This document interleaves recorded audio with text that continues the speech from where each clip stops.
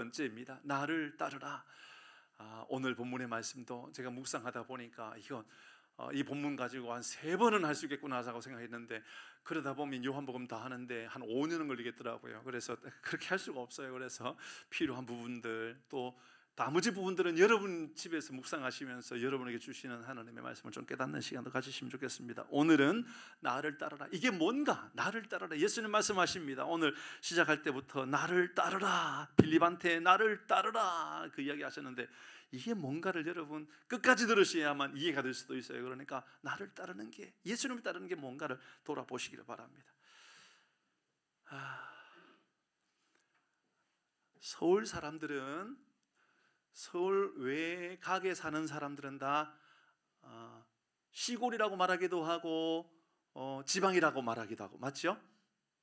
경기도에 살아도 어쩔 수 없어요. 예를 들어 이제 이런 경우들도 있어요.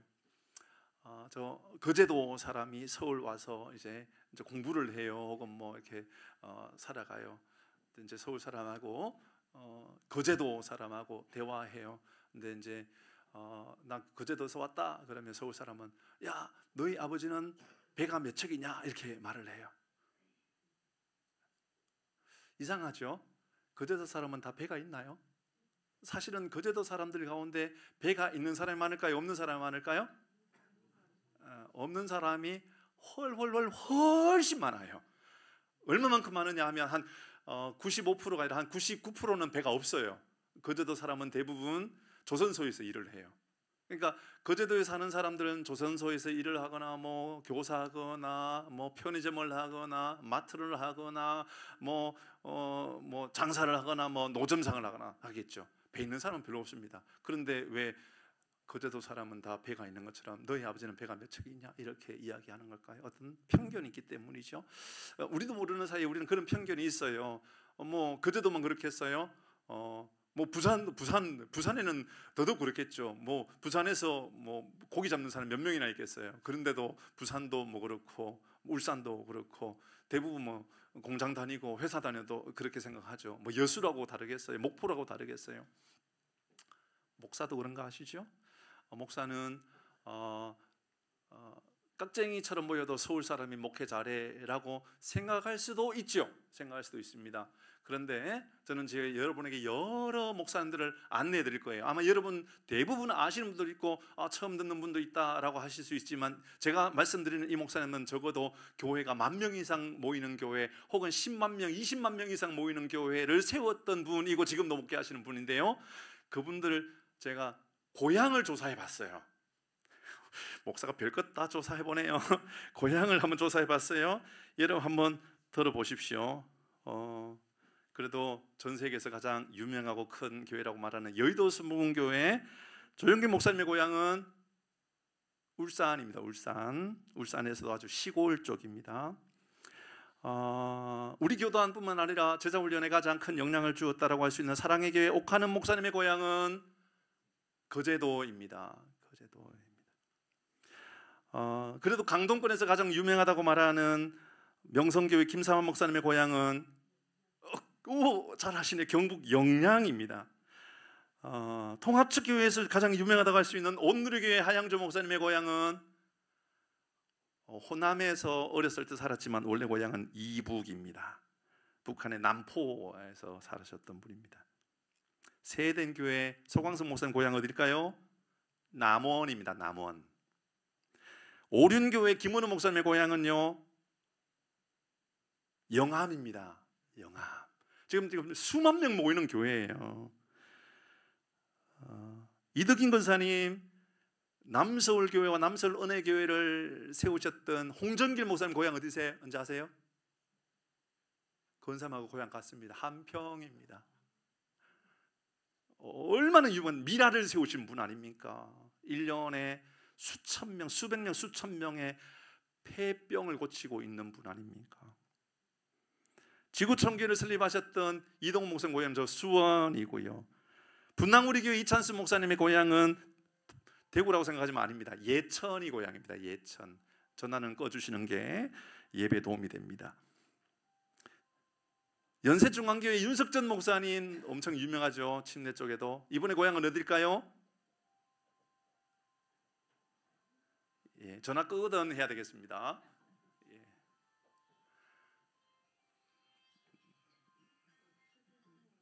네. 딸이 빨리 오라고 전화가 온 걸 겁니다.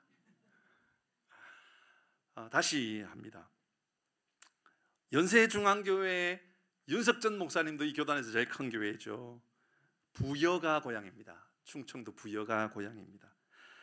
강남에 가장 유명했던 교회 소망교회를 개청하셨던 곽선희 목사님의 고향도 이북분입니다. 영락교회를 세우셨던 한경직 목사님의 고향도 이북분입니다. 서울분 나왔어요? 안 나왔어요? 서울 사람 한 명도 안 나왔어요. 저의 고향은 경북 상주군입니다. 그러니까 여러분 기대하셔도 됩니다. 뭐 아멘까지 안 하셔도 돼요.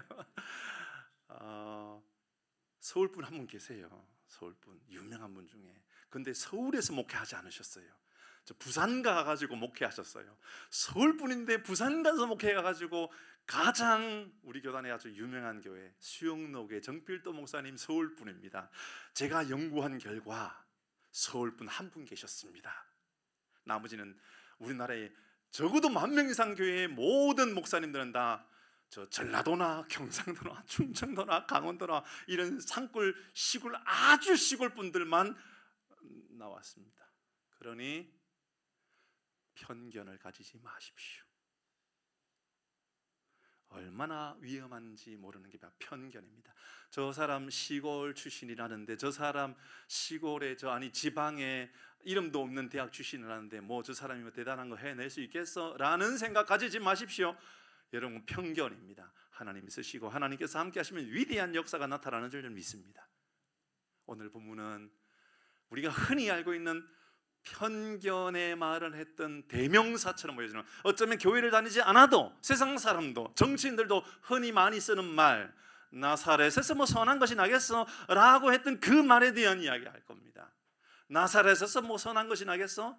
그러니까 나사렛을 좋게 보는 거에서 별로 안 좋게 보는 거예요? 안 좋게 보는 거예요. 왜 그럴까? 근데 그 말을 나다나엘이라고 하는 사람이 말했다라는 것은 아무도 몰라요. 그냥 그 말, 나사렛에서 무슨 선한 것이 나겠어? 라고 하는 그 말만 관심이 있어요. 그게 편견이라는 것도 알고 있어요. 근데 그 말을 오늘 누가 했느냐 보니까 나다나엘이라고 하는 사람이 있어요. 그러면 그 말 때문에 예수님께서 책망하시고, 야, 너 어떻게 그렇게 함부로 말할 수 있냐? 너 어떻게 그렇게 나사렛 사람을 무시할 수 있느냐? 나사렛이라고 뭐 선한 것이 나을 수 없다고 생각하냐? 라고 말씀하시는 것이 아니라 도리어 예수님께서 다르게 말씀하셔요. 아니, 다르게 말씀하시는 것이 아니라 편견의 말을 한 것처럼 보이는데 예수님은 나다나엘을 칭찬하십니다. 그러니 둘 중에 하나는 잘못됐어요. 나다나엘이 편견의 말을 한 것이 아니거나 예수님이 칭찬한 것이 잘못되었거나 둘 중에 하나는 맞습니다. 그 이야기를 오늘 우리가 함께 나누고자 합니다. 본문을 먼저 말씀을 좀 드리고 이 본문의 이야기를 해야 될 것 같습니다. 예수님께서 갈릴리로 가고 계셨습니다. 갈릴리로 가는 길에 빌립을 만나요. 예수님께서 빌립에게, 빌립아, 나를 따르라. 오늘 본문에 나오죠? 나를 따르라. 빌립한테 이야기합니다. 예수님이 빌립에게 나를 따르라. 그러니까 빌립이 두말하지 않고 예수님을 따라가요. 따라가다가 가나라고 하는 지역을 지나가다가 나다나엘이라고 하는 사람을 만나는데 빌립의 친구 정도쯤 되는 것 같아요. 빌립의 친구쯤 되니까는 빌립이 나다나엘을 찾아갑니다. 그래서 나다나엘에게, 야, 내가 예수님을 만났다. 예수님을 만났으니까 너 같이 가자. 그렇게 말합니다. 그때 나다나엘이 했던 말입니다. 뭐? 나사렛에서 무슨 선한 것이 날 수 있다고 그래? 이야기를 합니다. 그 예수님께서 분명히 그렇게 이야기했는데 예수님의 대답은 다른 대답을 하셔요. 내가 보기에 나다나엘만큼 참 이스라엘 사람이었고, 나다나엘만큼 거짓이 없는 간사한 사람이었고, 나다나엘만큼 무화과 나무 아래에 앉아있는 사람을 내가 본 일이 없다. 그 말을 듣고 나다나엘이, 저는 분명 하나님의 아들입니다. 예수 믿는 사람이 꼭 하는 대답입니다. 저는 곧 하나님의 아들입니다. 베드로가 그렇게 말합니다. 주는 그리스도를 살아계시는 하나님의 아들입니다. 예, 나다나엘은 바로 그 말을 듣고 예수님께서 뭐 그 말씀하셨다라고 그 이야기 하셨다고. 네가 무화과 나무 안에 앉은 것을 내가 보았다. 아래 있는 것을 보았다. 그 말을 듣고 이 나다나엘이 예수님을 향하여 당신은 하나님의 아들입니다 라고 하고 따라가기 시작합니다. 그때 예수님이 이렇게 말씀하십니다. 너는 네가 무화과 나무 아래 있다는 것을 인하여 나를 따라오느냐? 이 표적을 보고 나를 따르느냐? 그런데 말이야, 이것과는 비교할 수 없는, 상상할 수 없는 것을 네가 알게 될 것인데 뭐냐면 너에게 하늘의 문이 열리고 인자가 하늘에 오르락내리락 하는 것을 보게 될 것이다. 이렇게 이야기합니다. 읽어볼까요? 제가 너무 많이 와가지고 중간에 말씀 읽어야 될 거 다 뛰어 넘어가 버렸는데요. 예, 읽어봐야 될 것 같아요. 39절 한번 좀 띄워주시죠. 39절 예수님께서 와보라 이렇게 빌립에게 이야기하고 이제 지나간 이야기입니다. 그러면서 47절 48절 띄워보시면 설명 다 드린 거예요. 이가 참 이스라엘이다. 그러니까 책망하고 야단친 것이 아니라 참 이스라엘 사람이다. 간사한 것이 없다. 이렇게 설명하고 48절에 그가 내가 너를 부르기 전에 무화과 나무 안에 있는 것을 다 보았다. 이렇게 말씀하신 이후에 그 다음에 이제 50절, 51절, 50절에 보니까 무화과 나무 아래 있는 것으로 인하여 나를 믿느냐? 아니다. 더 큰 일을 볼 것이다. 제가 설명 다 드렸던 거. 51절의 말씀에 보니까 하늘이 문이 열리고 오르락 내리락 하는 것을 볼 것이다. 이렇게 말씀하신 거죠.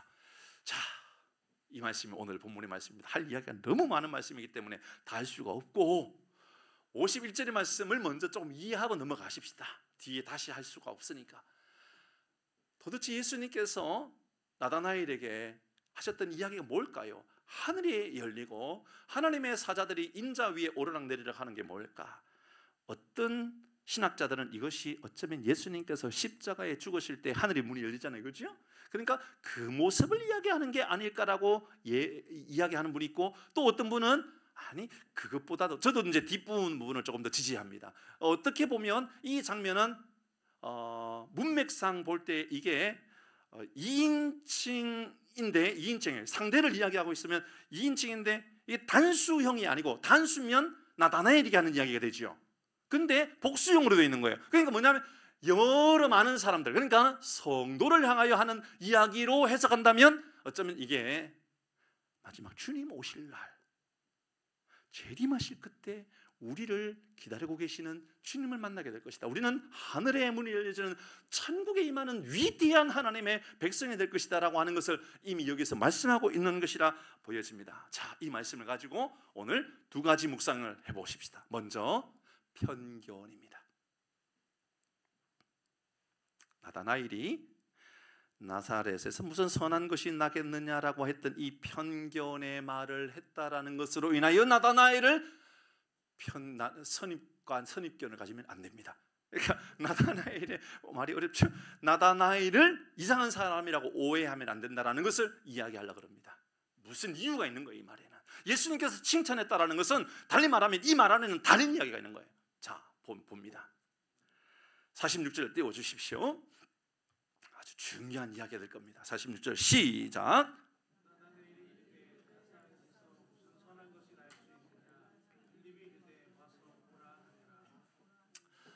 나사렛에서 무슨 선한 일이 있겠느냐? 그러면 나사렛이 무시를 당하고 있는 겁니다. 왜 무시를 당하고 있는지를 지도를 보도록 하겠습니다. 저 밑에 부분 사해 쪽을 중심으로 밑에 동그라미 안에 있는 가장 유명한 지도 안에 있는 도시는 예루살렘 보이죠? 그 옆에 베들레헴도 보이죠? 예, 이게 어쩌면 이 지역은 이스라엘의 중심 도시와 같은 곳, 이해했죠? 위에 동그라미 해놓았습니다. 위에 동그라미, 저기도 호수가 있죠? 갈릴리 호수가 있습니다, 그죠? 갈릴리 호수 바로 위쪽에 보니까 가브나움이라고 하는 곳이 있네요, 그죠? 바다에 호수를 끼고 있는 가브나움 보시죠? 그 옆에 보니까 뭐가 있어요? 가나가 보이죠? 가나 혼인잔치 가나가입니다. 근데 거기에서 조금 더 내려오면 나사렛이 보입니다. 설명해 드리죠. 나사렛의 인구는 당시에 학자들이 이렇게 말합니다. 아마 100여 명에서 한 3,400명 정도 사는 동네였을 것이다. 산 쪽에 한 100여 명, 적게는 한 100여 명, 많게는 한 3,400명 정도 사는 동네가 나사렛으로 보여진다 이야기합니다. 그러면 가나는 어떤 곳인가? 가나는 수백 명에서 많게는 한 천여 명 정도 사는 곳으로 여겨진다, 이렇게 말합니다. 가나안 사람들이 볼 때 나사렛은 여러분 자기네들 사는 동네보다 좋은 동네입니까? 좀 더 시골입니까? 시골이죠? 나다나엘이 가나 사람이었습니다. 가나 사람이었던 나다나엘이 볼 때 나사렛은 촌놈들이 사는 동네입니다. 그러니까 가나도 사실 시골입니다. 가브나움을 생각한다면 호숫가가 아니거든요. 그러니까는 그 지역도 무시당할 만하지만 더 무시당할 만한 동네가 바로 나사렛이었던 겁니다. 자, 생각해 볼까요? 예루살렘도 아닙니다. 베들레헴도 아닙니다. 가브나움도 아닙니다. 가나도 아닙니다. 나사렛입니다. 어려운가요? 좀 더 설명해 볼까요? 저는 청소년 이전, 초등학교 5학년 이전까지는 하루에 버스가 2대밖에 안 다니는 동네에 살았습니다. 거기는 뭐 더 할 나위 없이 너무너무 시골이니까는 할 이야기가 별로 없습니다. 그러나 5학년 때부터 고등학교 졸업할 때까지는 경북 구미라고 하는 곳에 와서 이제 살게 되었습니다. 근데 경북 구미에 살 때 제가 다녔던 초등학교는요, 박정희 대통령이 졸업한 초등학교예요. 굉장히 큰 학교입니다. 여러분, 우리는 초등학교 이름을 몰라도 항상 이렇게 말했습니다. 우리 학교 중에 우리 학교에 대선배가 있는데 박정희다, 이렇게 이야기를 하는 동네입니다. 그럼에도 불구하고 항상 제가 무시를 당한 것이 있었습니다. 무시를 당할 만한 이유가 없었는데 그래요. 왜냐하면 우리 집 앞에 버스가 다니는 곳이거든요. 몇 번 버스가 다니냐면 1번 버스가 다닙니다. 1번 버스가 다닌다고 하는 것은 그 도시에서 가장 먼저 노선이 만들어진 곳 중에 하나라는 이야기지요. 그런데 우리 동네에 없는 게 하나 있었어요. 친구들과 이야기하면 꼭 이렇게 이야기를 해요. 너희 동네에 목욕탕 있냐? 이렇게 물어요. 목욕탕 있냐? 우리 동네는 목욕탕이 없었습니다. 그래서 우리 동네는 항상 시골이라고 이야기를 했습니다. 1번 버스가 다녀도 우리 동네는 목욕탕이 없기 때문에 시골로 칭해졌었습니다. 혹시 이곳에 계시는 분들 중에 도시뿐 아닌데 조금 외곽이나 시골 같은 곳에 살았는데 혹시 목욕탕이 있는 분들은 아마 좋은 동네라고 여겨지지 않을까 생각합니다. 그러니까 목욕탕이 없는 것은 저에게 항상 이런 넌 시골 사람이잖아, 이런 느낌이었습니다. 이해가 되시죠? 예. 1번 버스가 다니면 무슨 소용이 있습니까? 1번 버스 다니면 소용없어요. 무조건 목욕탕이 있어야 되는. 물론 우리 집 앞에 슈퍼는 있었어요. 이후에 제가 그 초등학교를 졸업하고 제 동생이 초등학교 다닐 때는 저희 집 바로 뒤에 드디어 초등학교도 세워졌어요. 조금 더 나아졌죠. 지금은 그 앞에 구미보건소가 또 세워졌어요. 더 좋아졌어요. 그런데 지금도 목욕탕은 없어요. 목욕탕이 있다는 것은 지역에 어쩌면 그런 의미일 수도 있어요. 여러분 그렇게 생각해 본다면 나사렛이라는 것은 어떤 의미냐면, 야, 너 촌놈 아니냐? 서울 사람들에게 있어서 너 어디야? 여러분 우리는 이렇게 말하잖아요. 우리도 모르는 사이. 아, 나 서울 살아. 사실 어디 살죠? 하남 살거든요. 하남이 서울입니까? 아니거든요. 서울 사람들에게 물어보세요. 이러면 하남 사람은 서울 사람입니까? 아닙니다. 지방 사람입니다. 맞죠? 지방 사람입니다. 이러면 꼭 양양에 살아야 지방이 아니에요, 장로님. 하남도 지방이에요. 그렇게 생각해 본다면 오늘 나다나엘의 마음 가운데, 야, 너 나사렛 사람이잖아. 아니, 나사렛에서 무슨 선한 것이 나겠느냐라고 생각해 볼 때는 우리 동네, 이렇게 큰 동네도 메시아가 나온다 상상할 수 없는데 나사렛에서 메시아가 나왔다고? 웃기는 소리 하지 마라. 친구니까 그런 이야기를 한 거예요. 그 이야기가 오늘 본문의 이야기입니다. 그런데요, 여러분, 저 말씀을 묵상하면서 놀라운 것을 깨달았어요. 뭐냐면 구약에 나사렛이라는 말이 한 번도 나온 일이 없어요. 충격적입니다. 지명 자체가 존재하잖아요. 나사렛이라는 말이요, 히브리어로 사용되어졌던 비슷한 말이 있는데 나실인이라는 말은 비슷한 말이에요. 또 다른 말로 말하면 지팡이, 이런 의미가 나사렛이라는 말이에요. 그런데요, 나사렛에서 예수님이 났다라는 것을 조금 더 생각해 보면, 여러분, 예수님이 바로 나사렛과 닮았다라는 말이 될 수도 있습니다.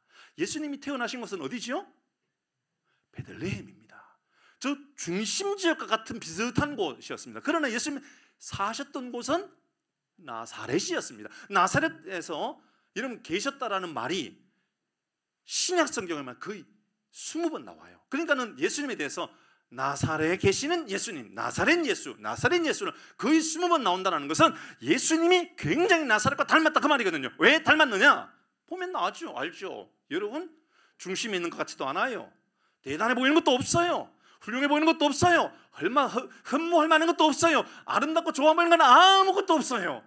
그런데 예수님은 우리를 구원자이시고 우리를 세우시는 분이시고 우리 영원한 하나님의 백성으로 삼으시는 분이 예수님인 거죠. 그러니까 나사렛은 여러분 겉으로 볼 때는 흠모할 만한 것도 없고 좋아 보이는 거 아무것도 없어도 예수님이 나셨기 때문에 그 지역은 하나님께서 보실 때에 여러분 그 지역이 얼마나 위대한 곳인지 하나님께서 세우고 계시는 것이지요. 이사야서 53장 2절의 말씀에 보면 이렇게 말씀합니다. 시작. 고운 모양도 없고 풍채도 없은즉 우리가 보기에 흠모할 만한 아름다운 것이 없다. 누구에 대한 이야기예요? 예수님의 이야기거든요. 예수님 그런 모양이 꼭 나사렛 같단 말이에요. 나사렛. 그러나 예수님은 이러면 흠모할 만한 아무것도 없어도 예수님 메시아이시기 때문에 위대한 일들이 일어나는 거죠. 저는 이 말씀 묵상하면서 우리 교회를 생각했고 여러분을 생각했어요. 이러면 여러분 가운데 저도 마찬가지지만 저도 지방 잡대 출신이거든요. 저 지방의 엄청 시골 사람이거든요. 김삼한 목사님보다는 조금 더 도시에 살았었네. 그래도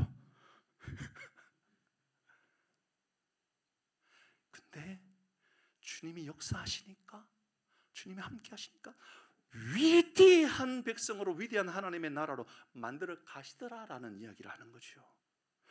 여러분이 가지고 있는 형편에 대하여 억울해하고 나의 상황에 대하여 나의 입장에 대하여 나의 어떤 배경에 대하여 억울해하고 불평해하고 원망해하고 살았다면 오늘 본문의 말씀을 기억하시면서 나사렛에 선한 것이 없는 것이 아니라 예수님이 계시면 위대한 역사가 나타나는구나, 이런 믿음의 고백을 여러분도 가지시길 바랍니다.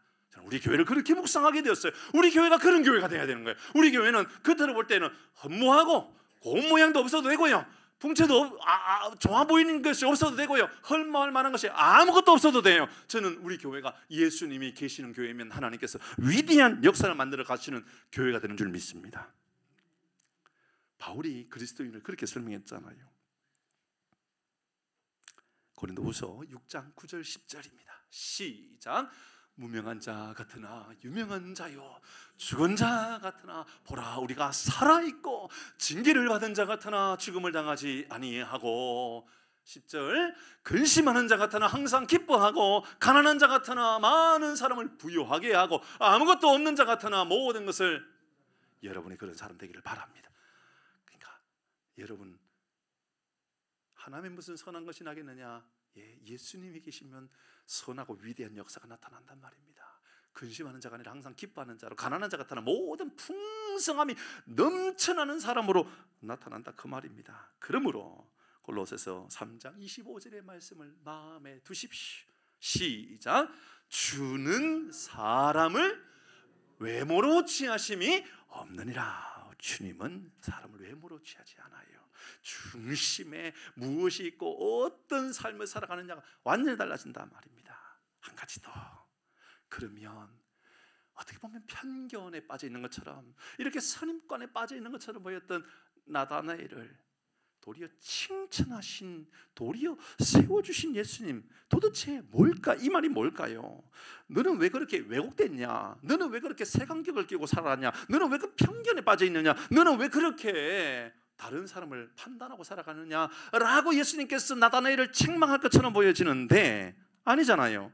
47절 읽어볼까요? 다시요. 시작. 예수께서 나다나엘이 자기의 오는 것을 보시고 그를 가리켜 말씀하십니다. 보라. 시작.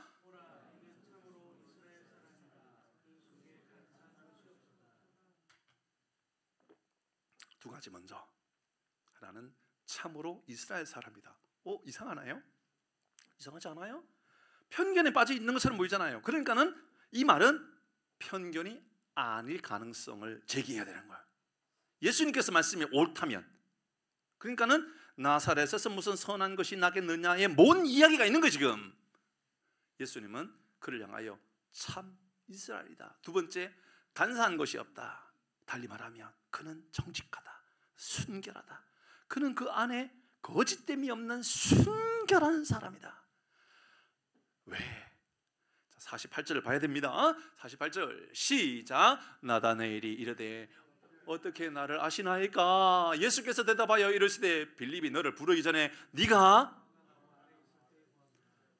제가 이게 뭐 국어 문장 이해 시간이 아니니까 제가 어렵게 설명할 이유도 없고 여러분께 묻지도 않을 겁니다. 그러나 한번 생각해 보십시다. 자, 예수님께서 지금 세 가지 말씀하셨어요. 나다나엘은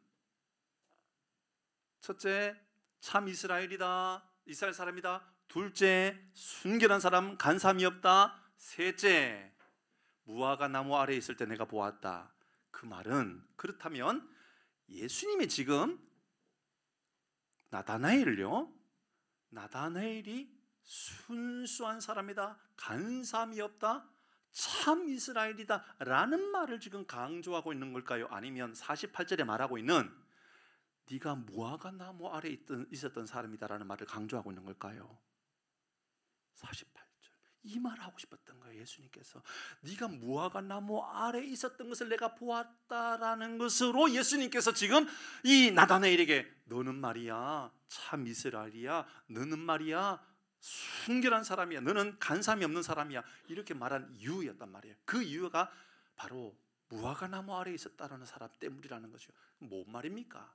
무화과 나무 아래에 있었다는 말은요, 당시 유대인들이 무화과 나무 아래에서 앉아 성경을 읽거나 말씀을 묵상하나 기도하면서 주님 오실 날을 기다리고 있었던 이야기를 하고 있는 거예요. 그러니까 나다나엘은 뭘 하고 있느냐면, 와 놀라워요. 뭘 하고 있느냐면 무화과 나무 아래에서 주님을 기다리고 있는 거예요. 말씀을 읽으면서 그러면 말씀을 읽는데 구약입니까 신약입니까? 자, 다시요. 지금 예수님께서 나다나엘에게 너 무화과 나무 아래에 있었던 것을 보았어. 그럼 무화과 나무 아래에서 나다나엘이 성경을 읽고 있었다면 신약을 읽고 있는 거예요? 아니면, 그러니까 예수님 아직까지 오셔 있고 신약에 쓰여져 있지도 않는데 신약에 대한 이야기입니까? 구약 이야기를 읽고 있는 겁니까? 구약 이야기를 읽고 있죠. 그러면 구약에 나사렛이라는 동네 이름 나와요 안 나와요? 안 나온다 했잖아요. 그러니까 나다나엘은 어떤 사람이냐면 성경을 너무너무 잘 알고 있었던 사람인 거예요. 그러니까 나사렛이라고 하는 동네는 구약에 한 번도 나오지 않았던 곳. 그러니까 그는 간절한 마음을 가지고 주님 오십시오, 주님 기다립니다, 주님 언제 오시겠습니까? 다른 모든 사람은 주님 이것 좀 주십시오, 저것 좀 주십시오, 저는 이런 삶을 살기를 원합니다, 주님 제가 건강했으면 좋겠고 제가 출세했으면 좋겠고 제가 이런 꿈을 이루었으면 좋겠습니다 라고 몸부림치고 있을 때 나다나엘은 무화과 나무 아래 앉아서 주님 언제 오십니까? 주님 언제 오십니까?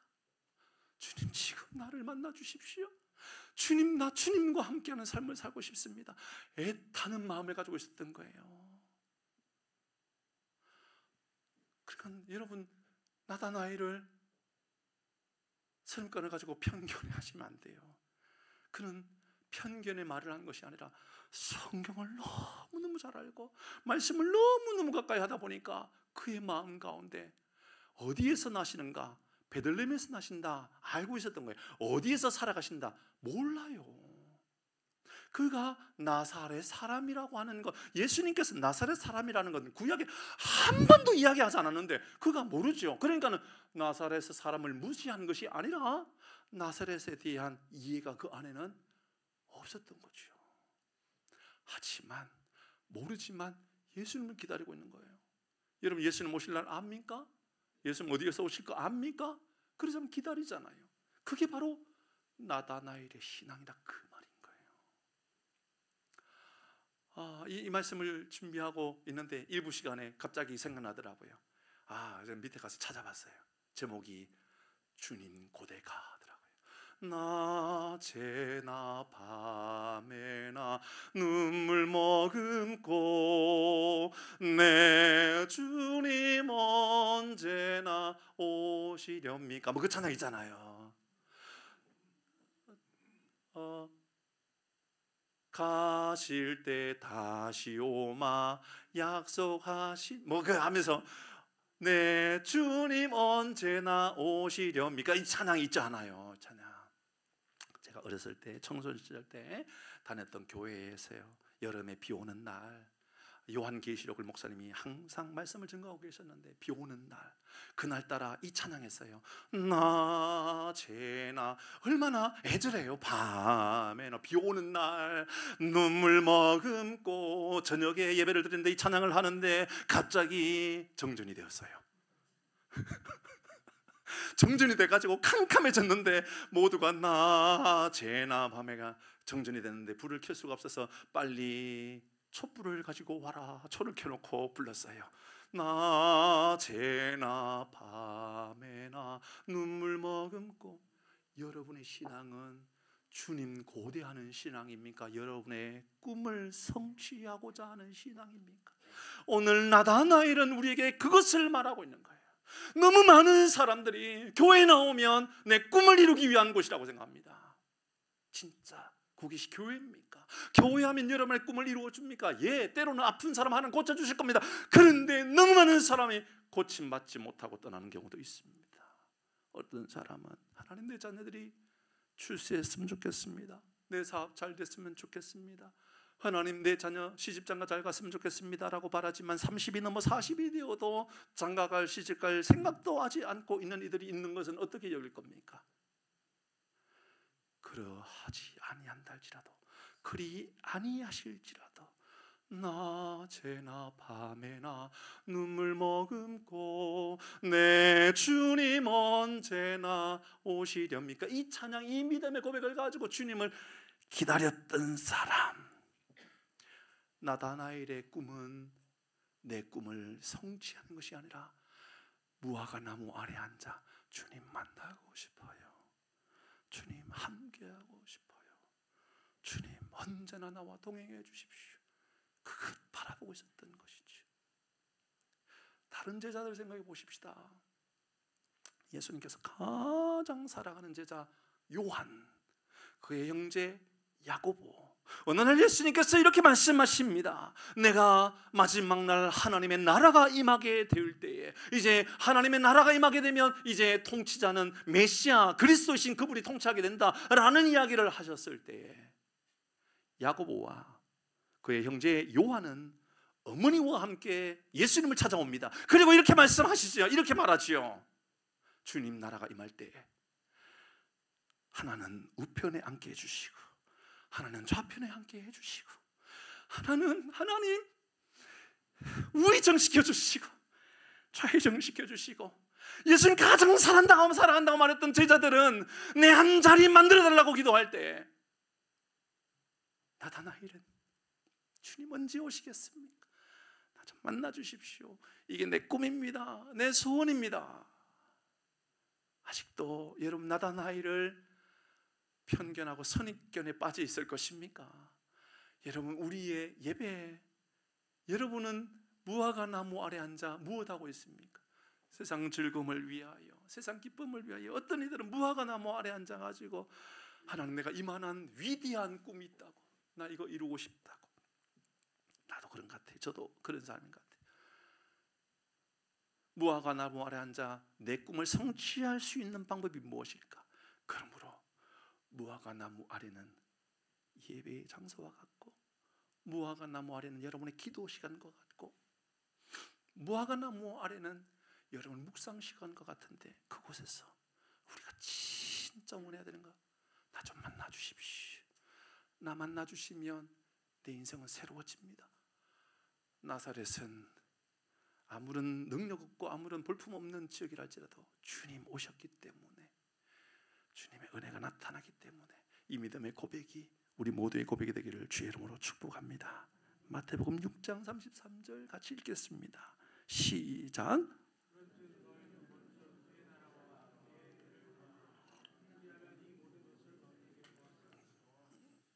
비로소 우리는 이 말씀이 무슨 말인지 이제 알게 된 거예요. 비로소 무화과 나무 아래 앉아 주님을 기다리고 주님을 바라보았던 그것을 예수님이 보시고, 그는 참 이스라엘이라고, 그는 간삼이 없는 순수한 하나님의 사람이라고 칭찬하고 또 칭찬해 주셨던 것이지요.